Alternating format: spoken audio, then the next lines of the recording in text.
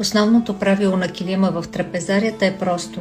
Столовете трябва да остават върху килима, дори когато са издърпани назад.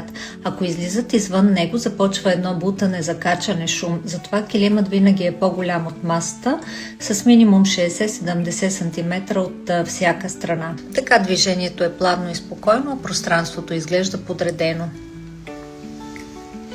Формата също следва масата. Ако имате кръгла маса, то тогава слагате кръгъл килим.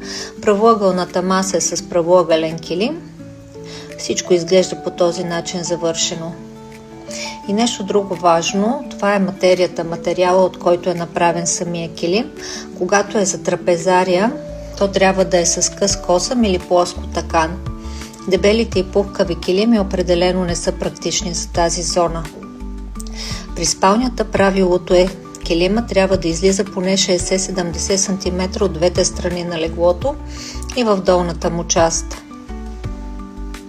Големият килим прави леглото център и успокоява пространството. Важно е той да започва под или пред нощните шкафчета.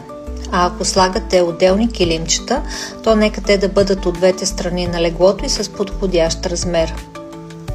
Тук целта не е само да се подчертае леглото, а да се направи първата и последната стъпка за деня приятни.